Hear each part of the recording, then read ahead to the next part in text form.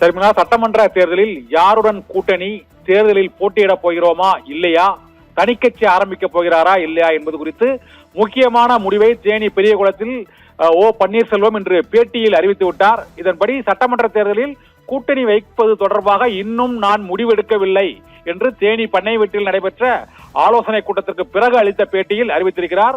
தேர்தல் கூட்டணி தொடர்பாக வதந்திகள் பரப்பப்பட்டு வருகின்றன.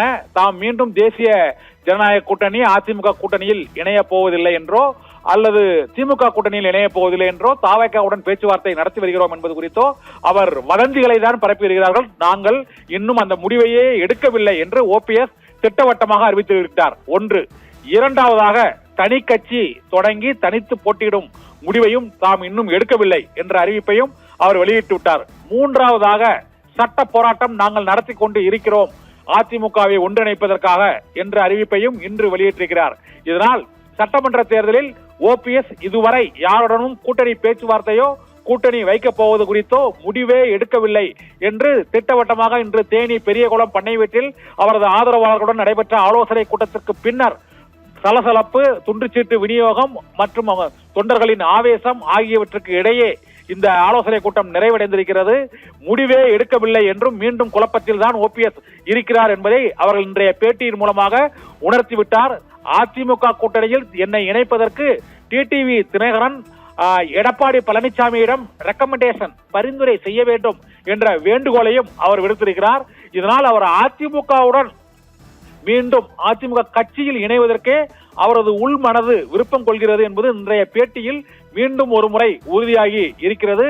நட்பின் அடையாளமாக டிடிவி தினகரன் தனக்கு அழைப்பு விடுத்தார் என்றும், சற்று முன்பு திருநெல்வேலியில் நயினார் நாகேந்திரன், தமிழக பாஜக தலைவர் நயினார் நாகேந்திரன், நல்லவர்கள் எங்களோடு தான் வருவார்கள், ஓபிஎஸ் நல்லவர், எங்களோடு தான் இணைவார் என்று குறித்து கேட்டதற்கும் அது அவர்களுடைய சொந்த விருப்பம், நல்ல நண்பர்கள் எனக்கு டிடிவியும் நயினார் நாகேந்திரனும், அதனால் அவர்கள் இந்த விருப்பத்தை தெரிவித்திருக்கிறார்கள். ஆனால் அதிமுக தரப்பிலோ பாஜக தரப்பிலோ தமக்கு எந்த விதமான அழைப்பும் இதுவரை கிடைக்கவில்லை என்றும், தாம் இன்னும் சட்டமன்ற தேர்தலில் கூட்டணி வைப்பது குறித்தோ சட்டமன்ற தேர்தலில் போட்டியிடுவது குறித்தோ முடிவு எடுக்கவில்லை என்றும், ராமநாதபுரத்தில் தாம் போட்டியிட்டது சூழ்ச்சியால் வீழ்த்தப்பட்டேன் என்றும், ஒரே பெயரில் பல பன்னீர்செல்வங்கள் அங்கு போட்டியிட்டதால் தாம் தோல்வியை தழுவ நேரிட்டது என்றும், தொண்டர்களின் மனதை அறிவதற்காக, அதிமுக தொண்டர்கள் யார் பக்கம் இருக்கிறார்கள் என்பதை அறிவதற்காகவே நாம் ராமநாதபுரத்தில் போட்டியிட்டேன் என்றும், இந்த 2026 சட்டமன்ற தேர்தலை பொறுத்தவரை தான் போட்டியிடுகிறேனா இல்லையா என்பது குறித்து இன்னும் முடிவே எடுக்கவில்லை.